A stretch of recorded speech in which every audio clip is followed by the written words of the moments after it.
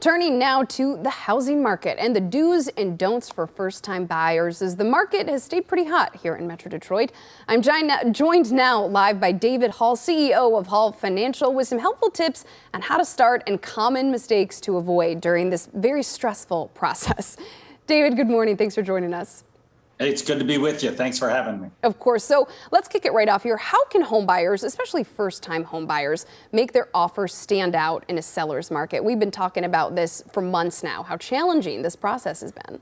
Yeah, I think two things really quickly is you got to get aligned with a very creative, ambitious real estate agent. I think it's more important than ever that you have a great agent that can help you through the process. The other thing is you've got to be pre-approved, and your pre-approval's got to be so solid. It's not like the old days where you can put in an offer, get the pre-approval letter. The first call has got to be to get pre-approved so that you are rock solid when you go and make an offer on a house. So come with that letter in hand when you're ready to go.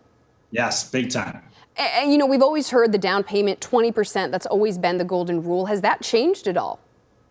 Yes, in a very large way. So the national average on down payment is 12%. That's the average that somebody puts down on a house. So you can imagine the considerable amount of folks that are putting 5-10% down. There are 3% down programs available. So it's become a lot easier for folks that maybe don't have the 20% saved up. You don't need that to purchase a home. And you got to keep in mind that whatever it is that you're going to put down, you need some extra money as well when you move in for all the things that come with purchasing a new home.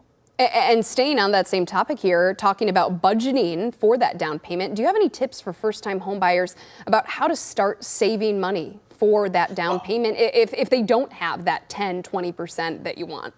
It's the small steps that you can start right now. There are some new programs in the market actually for down payment assistance, but for folks that need to start saving, it's all the small steps of putting something away every 2 weeks, every month.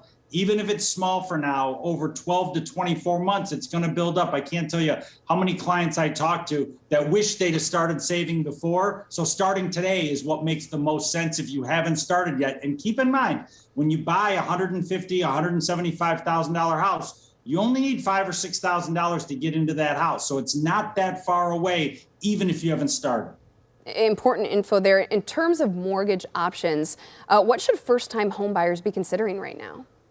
Well, I think for the longest time over the last 2 years, everybody's been doing a fixed rate.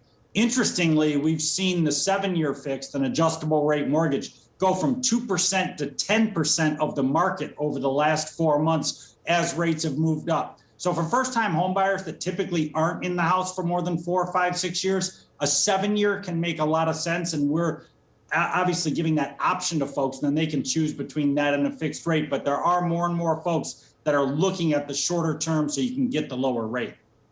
David Hall, CEO with Hall Financial. Thanks so much, as always, for joining us and these important tips. A lot of people in this situation right now who I'm sure are stressed and could use it. Great to be with you.